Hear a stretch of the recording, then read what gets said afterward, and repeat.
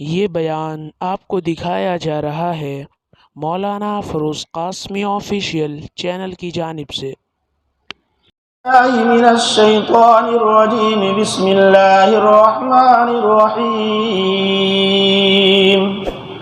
مثلهم كمثل الذي استوقد نارا فلما أضاءت ما حوله ذهب الله بنورهم وتركهم في ظلمات لا يبصرون صم بكم عمي فهم لا يرجعون أو كصيب من السماء فيه ظلمات ورعد وبرق يجعلون أصابعهم في آذانهم من الصواعق حذر الموت والله محيط بالكافرين يكاد البرق يخطف أبصارهم كلما أضاء لهم مشوا فيه وإذا أظلم عليهم قاموا ولو شاء الله لذهب بسمعهم وأبصارهم إن الله على كل شيء قدير صدق اللہ العظیم۔ بات اپنی چل رہی ہے کہ مکی زندگی میں صرف کفر تھا، مدنی زندگی میں کفر و شرک کے ساتھ ساتھ یہود بھی تھے، اور وہاں ایک اور نئی جماعت پیدا ہو گئی جسے منافق کہا جاتا ہے، جس کا اندر کچھ اور تھا اور باہر کچھ اور تھا۔ اس کی علامتیں بتلائی نبی کریم صلی اللہ علیہ وسلم نے کہ بات کرتے ہیں تو جھوٹ بولتے ہیں، وعدہ کرتے ہیں تو مکر جاتے ہیں، امانت رکھی جائے تو خیانت کرتے ہیں۔ اب بہت سے ایسے لوگ ہیں جس میں یہ صفت پائی جاتی ہے، لیکن وہ بولتے ہیں کہ ہم پکے مسلمان ہیں۔ ایک آدمی ہے، کھانستا ہو، ناک سے پانی بہتا ہو، آنکھ سے آنسو ٹپک رہے ہو، اور رومال سے ناک بار بار صاف کر رہا ہو، اور وہ اپنے آپ کو تندرست بھی سمجھ رہا ہو، یہ اس کی حماقت ہے۔ اس کو کہا جائے گا کہ آپ بیمار ہیں، آپ جائیے ڈاکٹر سے دوا لیجئے۔ ٹھیک اسی طرح جس کی زندگی میں یہ چیزیں ہیں، اس کو چاہیے کہ اس سے وہ توبہ کرے۔ نبی کریم صلی اللہ علیہ وسلم نے خوش طبعی فرمائی ہے، دل لگی، لیکن اس دل لگی اور خوش طبعی کی بات میں بھی نبی کریم صلی اللہ علیہ وسلم نے جھوٹ نہیں بولا ہے۔ ایک بڑھیا آئی حضور اکرم صلی اللہ علیہ وسلم کی خدمت میں اور عرض کیا، یا رسول اللہ دعا کر دیجئے کہ اللہ مجھے جنتی بنا دے، میں جنت میں چلی جاؤں۔ نبی کریم صلی اللہ علیہ وسلم نے فرمایا کوئی بڑھیا جنت میں نہیں جائے گی۔ وہ مایوس ہو کر روتی ہوئی الٹے قدم جانے لگی۔ نبی کریم صلی اللہ علیہ وسلم نے فرمایا اسے بلاؤ۔ ان کو جب بلایا گیا، حضور اکرم صلی اللہ علیہ وسلم نے فرمایا، اللہ تعالیٰ فرماتا ہے اِنَّا أَنشَأْنَاهُنَّ إِنشَاءً فَجَعَلْنَاهُنَّ أَبْكَارًا، کہ ہم عورتوں کو آخرت میں نئی زندگی دیں گے اور اسے کنواری لڑکیاں بنا کر جنت میں داخل کریں گے۔ اللہ کے رسول نے فرمایا کہ جب آپ جنت میں جاؤ گی تو بوڑھی نہیں رہو گی، آپ جوان بن جاؤ گی۔ حضور صلی اللہ علیہ وسلم نے دل لگی فرمائی، خوش طبعی، اس میں بھی جھوٹ نہیں بولا، جھوٹ ثابت ہی نہیں ہے نبی کریم صلی اللہ علیہ وسلم سے۔ ہاں، ایک عورت اپنے آنچل میں یوں کر کے موڑ کے ایک بچے کو بلا رہی تھی۔ نبی کریم صلی اللہ علیہ وسلم نے فرمایا اس عورت سے کہ حقیقت میں تم اسے کچھ چیز دینا چاہتی ہو یا ایسے ہی تم ان کے ساتھ جو ہے جھوٹ کا معاملہ کر رہی ہو؟ کہا نہیں، میرے پاس کھجور کا ایک دانہ ہے، میں یہ کھجور دینا چاہتی ہوں۔ نبی کریم صلی اللہ علیہ وسلم نے فرمایا اگر تمہارے دامن میں کچھ نہ ہوتا تو آخرت میں اور تمہارے نام اعمال میں ایک جھوٹ لکھا جاتا۔ یہ ہے آج اپنی زندگی کو ہم، یہ تفسیر کا مطلب صرف کان کا اچھا لگنا اور اچھا لگانا نہیں، اس پر عمل کرنا ہے۔ ایک صحابی آئے نبی کریم صلی اللہ علیہ وسلم سے، فرمایا یا رسول اللہ مجھے ایک اونٹ دیجئے۔ حضور اکرم صلی اللہ علیہ وسلم نے فرمایا کہ ہاں میں تمہیں ایک اونٹنی کا بچہ دوں گا۔ تو انہوں نے کہا یا رسول اللہ اونٹنی کا بچہ میں کیا کروں گا، نہ اس پہ سفر کر سکوں گا نہ سامان لاد سکوں گا۔ حضور اکرم صلی اللہ علیہ وسلم نے نیچے دیکھا اور پھر فرمایا ارے بھائی جو میں تم کو اونٹ دوں گا وہ بھی تو کسی اونٹنی کی بچی ہے نا، وہ بھی کسی کا بچہ ہے۔ حضور اکرم صلی اللہ علیہ وسلم بھی دل لگی کرتے تھے اپنے صحابہ سے، لیکن جھوٹ نہیں بولتے تھے۔ جھوٹ بول کر مجلس میں لوگوں کو ہنسانا اپنے لیے مصیبت مول لینا۔ تو فرمایا جھوٹ۔ دوسرا وَإِذَا وَعَدَ أَخْلَفَ، وعدہ خلافی۔ حضرت حذیفہ ابن یمان سر رسول صلی اللہ علیہ وسلم مکہ مکرمہ سے اپنے والد کے ساتھ نکلے حضور اکرم صلی اللہ علیہ وسلم کی زیارت کے لیے مدینہ منورہ۔ دونوں باپ بیٹے مسلمان ہو گئے تھے، کلمہ پڑھ لیا تھا۔ ابو جہل 1000 کا لشکر لے کر مدینہ پہ چڑھائی کرنے کے لیے بدر کے اندر آ رہا تھا، روک لیا۔ حضرت حذیفہ سے کہا دیکھو ہم تو مسلمان ہو گئے ہیں باپ بیٹے، اور ہم تو محمد کی زیارت کے لیے مدینہ جا رہے ہیں، کہا تم نہیں جا سکتے، روک لیا۔ بات چیت کرنے پر اس شرط کے ساتھ اجازت دی کہ تم نبی کی ملاقات کے لیے جا سکتے ہو، لیکن مدینہ جا کر تم ان کے صفوں میں جا کر مضبوطی دے کر ہمارے ساتھ جنگ نہیں لڑو گے، یہ وعدہ کرو۔ حضرت حذیفہ نے وعدہ کر لیا، ابو جہل نے چھوڑ دیا۔ یہ آئے ادھر حضور اکرم صلی اللہ علیہ وسلم بھی 313 صحابہ کو لے کر نکل چکے ہیں۔ 80 جو ہیں وہ اونٹ ہے، 6 گھوڑے ہیں، 2 گھوڑے ہیں، اور 6 جو ہیں ہتھیار ہیں یا 8، باقی سب کوئی ڈنڈا لاٹھی لے کر ہے، کوئی ہتھیار نہیں ہے۔ پہنچے یہاں حضور اکرم صلی اللہ علیہ وسلم سے دعا سلام کیا۔ حضرت حذیفہ نے اپنا پورا واقعہ سنایا کہ ابو جہل ملا تھا اور اس طرح وہ آ رہا ہے اور مجھ سے یہ وعدہ لیا ہے، لیکن یہ تو مجھ سے ڈنڈے کے زور پہ لیا ہے، اس لیے آپ اجازت دیجئے میں آپ کے ساتھ جنگ میں آؤں بدر میں۔ نبی کریم صلی اللہ علیہ وسلم نے فرمایا کہ تم نے وعدہ لیا ہے اس لیے تم ہمارے ساتھ جنگ میں نہیں آ سکتے۔ 313 ہے، ضرورت ہے فوج میں انسان کی، پھر بھی حضور فرما رہے ہیں کہ وعدہ لیا ہے اس لیے آپ ہمارے ساتھ جنگ میں نہیں جاؤ گے۔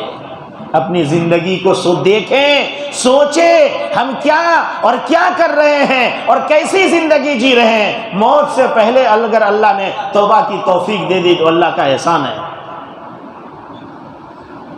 ہاں بولا وعدہ خلافی نہیں کرتا مسلمان۔ تیسرے نمبر پر امانت دار ہوتا ہے، جس نے اس کو جو چیز دی ہے وہ وہی چیز لوٹا کے دیتا ہے، بغیر اجازت کے وہ کھا نہیں جاتا۔ امانت ہے، اس کو رکھو حفاظت سے۔ نبی کریم صلی اللہ علیہ وسلم پہنچے، مکہ مکرمہ میں رہ رہے ہیں، دل آیا کہ حرم شریف میں اندر بیت اللہ میں داخل ہو جاؤں، لیکن کعبۃ اللہ کی چابی شیبی خاندان کے پاس تھی۔ حضور اکرم صلی اللہ علیہ وسلم نے اندر جانے کی اجازت مانگی تو چابی نہیں دی۔ حضور اکرم صلی اللہ علیہ وسلم نے فرمایا وہ کیا دل ہوگا، چابی میرے ہاتھ میں ہوگی، حکومت میری ہوگی اور قبضہ میرا ہوگا۔ وہ کہنے لگے کہ بھائی بڑی بڑی بات مت کرو، جاؤ یہاں سے، تم کو چابی نہیں ملے گی، اندر نہیں جانے دیں گے تو نہیں جانے دیں گے۔ ستے کا گھمنڈ، عہدے کا غرور کبھی نہیں کرنا چاہیے، یہ کسی کے ساتھ نہیں رہا ہے نہ کسی کے ساتھ رہے گا۔ انصاف کی زندگی جیو۔ وہ وقت آیا، مکہ فتح ہوا، چابی حضور کے ہاتھ میں ہے، حضرت علی کھڑے ہو گئے۔ حضرت علی نے فرمایا ہم سقایا کا کام کرتے ہیں، حاجیوں کو پانی پلاتے ہیں، ہم ان کے متولی ہیں قریش، ہم اس کی دیکھ ریکھ کرتے ہیں، صاف صفائی کرتے ہیں، ایک کام کیجئے چابی بھی ہمیں دے دیجئے۔ نبی کریم صلی اللہ علیہ وسلم نے فرمایا کہ بھائی عثمان کو بلاؤ۔ عثمان بن طلحہ شیبی کو بلا کر لایا گیا۔ نبی کریم صلی اللہ علیہ وسلم نے فرمایا وہ غیر مسلم ہے، کلمہ نہیں پڑھا ہے، دشمن کے صف میں ہے۔ حضور نے فرمایا کہ لو خذھا خالدتن تالدتن، یہ چابی پکڑو، قیامت تک یہ چابی تمہارے پاس رہے گی۔ اس لیے حقیقی صحابی کی نسل کسی کو دیکھنا ہو تو عثمان بن طلحہ شیبی کا خاندان موجود ہے۔ آج بھی بادشاہت کسی کے بھی ہو، چابی ان کے پاس ہے۔ اللہ نے فرمایا ان اللہ یأمرکم ان تؤدوا الامانات الی اہلھا، امانتیں امانت والوں کو دے دو۔ اسلام یہ سکھاتا ہے، اس کا نام ایمان ہے۔ نبی کریم صلی اللہ علیہ وسلم نے فرمایا الا اخبرکم باکبر الکبائر، کیا میں تم کو سب سے بڑا جھوٹ بتلاؤں؟ الا اخبرکم باکبر الکبائر، تم کو سب سے بڑا جھوٹ بتلاؤں؟ صحابہ نے فرمایا نعم یا رسول اللہ۔ اللہ کے رسول صلی اللہ علیہ وسلم نے 3 چیزیں بیان کی۔ الاشراک باللہ، اللہ کے ساتھ کسی کو شریک ٹھہرانا۔ نمبر 2 وعقوق الوالدین، ماں باپ کے ساتھ نافرمانی کرنا۔ اور تیسرے نمبر پر نبی کریم صلی اللہ علیہ وسلم نے فرمایا شہادت الزور، جھوٹی گواہی دینا۔ راوی فرماتے ہیں حضور اکرم صلی اللہ علیہ وسلم ایسے ٹیک لگائے بیٹھے تھے، لیکن جب شہادت الزور بولے تو سیدھے ہو گئے اور کہنے لگے الا شہادت الزور، الا شہادت الزور، الا۔ صحابی فرماتے ہیں ہمیں ایسا ہونے لگا کہ حضور اب خاموش ہو جائے، لیتہ سکتا، کاش کہ نبی خاموش ہو جائے، لیتہ سکتا۔ حضور بار بار بول رہے ہیں کہ بھائی جھوٹی گواہی۔ آج ہم پہلے سے پلان کریں گے کہ میں نے ایسا بولا ہے، تم ایسا بول دینا میری طرف سے، اسے کچھ پتا نہیں، ہاں میں جانتا ہوں ایسا، جھوٹی گواہی دینے کے لیے کھڑا ہو گیا۔ فرمایا کل قیامت میں تو کیا منہ دکھائے گا؟ حضور فرماتے ہیں الا شہادت الزور، اپنے آپ کو جھوٹی گواہی سے بچاؤ۔ مسلمان جھوٹ نہیں بول سکتا۔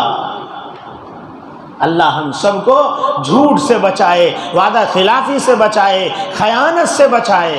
اللہ عزت و عافیت کی زندگی عطا فرمائے۔ تو ان لوگوں کی اللہ یہاں مثال پیش کر رہے ہیں۔ 2 مثال اللہ نے خود قرآن میں دیا ہے کہ دیکھو ان کی مثال ایسی ہے کہ رات کا اندھیرا ہو، اندھیرے میں کسی نے آگ جلائی ہو کہ روشنی ملے گی، اور وہ اس سے گرماہٹ حاصل کر رہا ہو، سکون حاصل کر رہا ہو، ادھر ادھر دیکھ رہا ہو، اور اچانک سے جو ہے آگ بجھ جائے تو کتنا پریشان ہوگا۔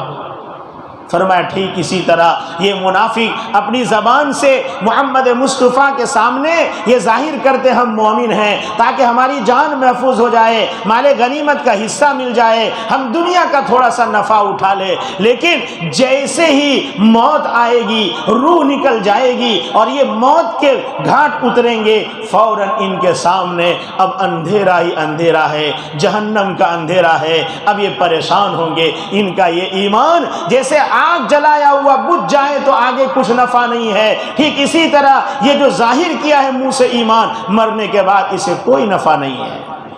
ایک یہ مثال دی ہے۔ ایک دوسری مثال اللہ تبارک و تعالیٰ نے دی ہے او کصیب سے۔ پہلے ایک آیت کا ترجمہ سنیں۔ ان منافقین کی مثال ان جیسی ہے جیسے کسی نے آگ کو روشن کیا، فلما اضاءت ما حولہ، پھر جب آگ نے اپنے ارد گرد کو روشن کر دیا تو اللہ تبارک و تعالیٰ نے ان کی روشنی کو ختم کر دیا اور ان کو تاریکی میں چھوڑ دیا، لا یبصرون، انہیں کچھ بھی نظر نہیں آتا۔ بے شک وہ بہرے ہیں، گونگے ہیں، اندھے ہیں، فہم لا یرجعون، وہ کفر سے اور سرکشی سے لوٹ نہیں رہے ہیں۔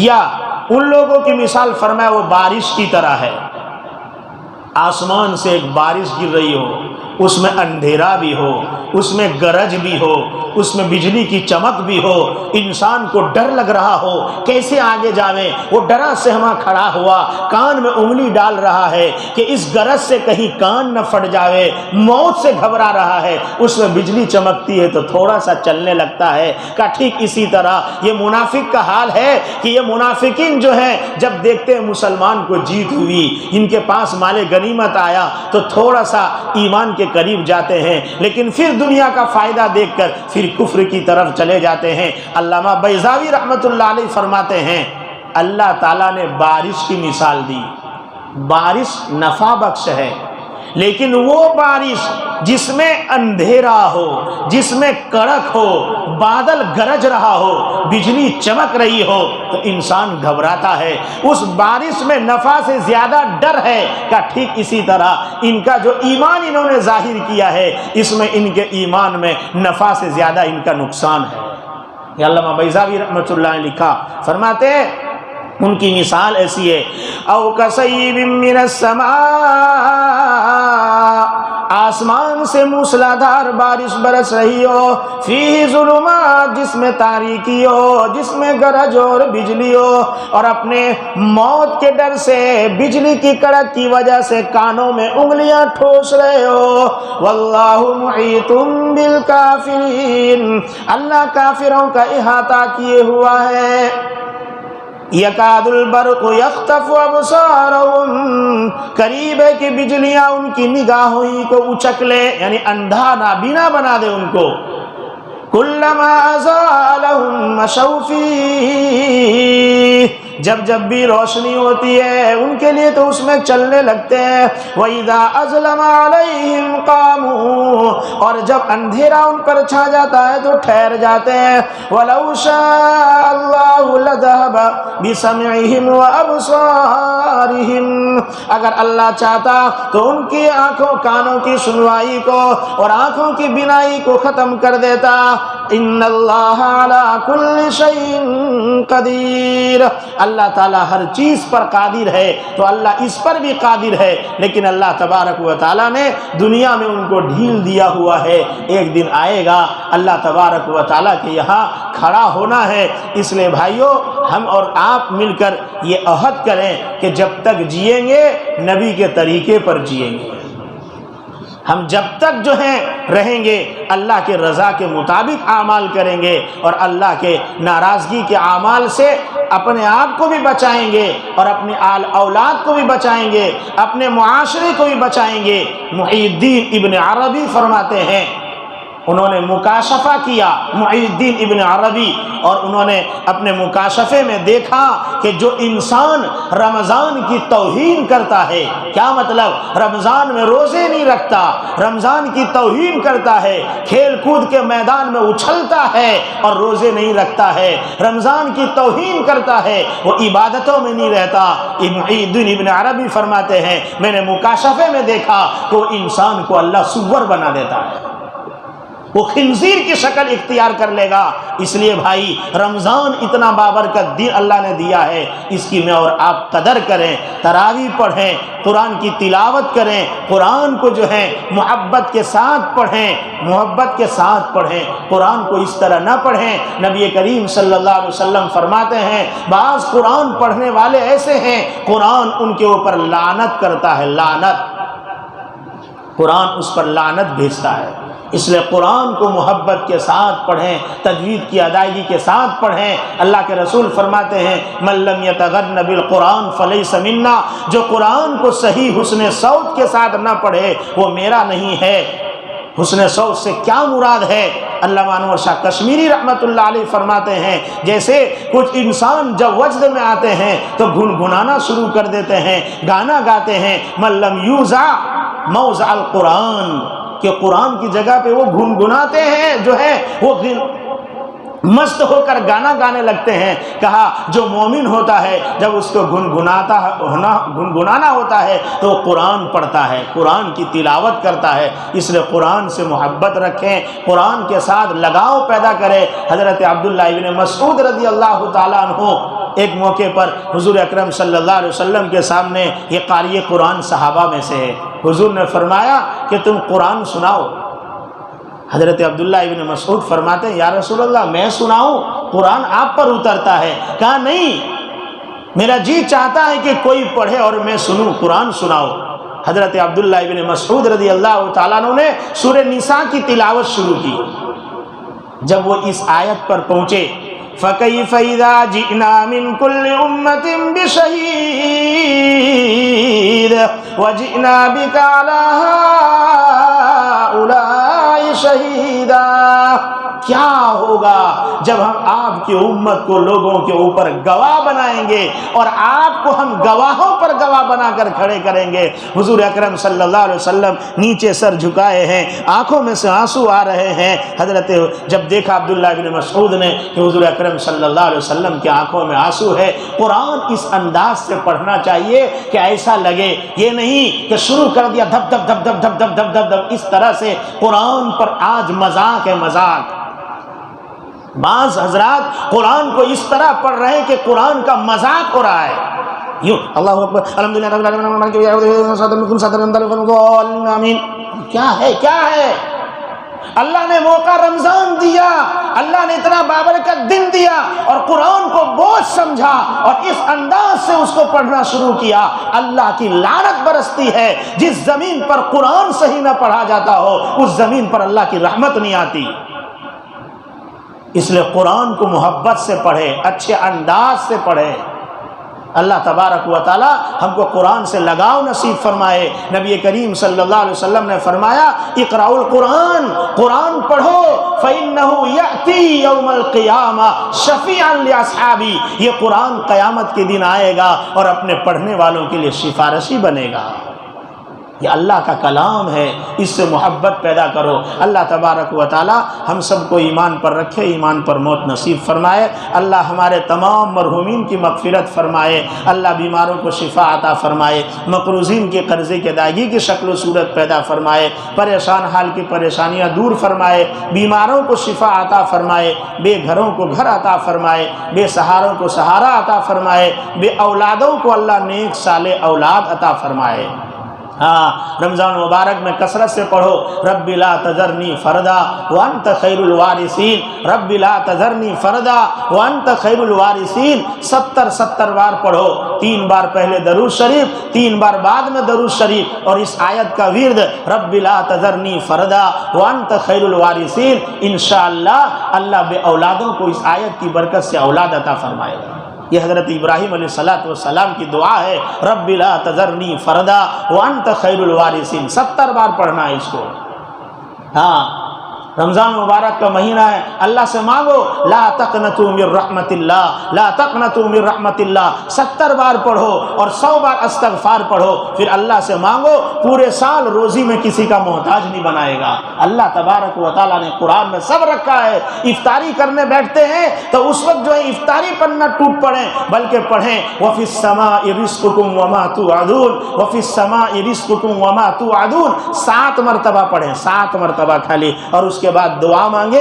اللہ پورے سال خوشحال رکھے گا, رزق آپ کے اوپر فراوانی کر دے گا. اللہ کسی کے محتاج نہیں بنائے گا. وفی السماء رزقکم وما توعدون. سورہ والذاریات ذروا کی آیت کریمہ ہے, سورہ زاریات کی, وفی السماء رزقکم وما توعدون. اللہ ہم سب کو عمل کی توفیق عطا فرمائے. سبحان اللہ وبحمدہ, سبحانک اللہم وبحمدک, ونشہد ان لا الہ الا انت, ونستغفرک ونتوب الیک. سبحان ربک رب العزة عما یصفون, وسلام علی المرسلین, والحمد للہ رب العالمین.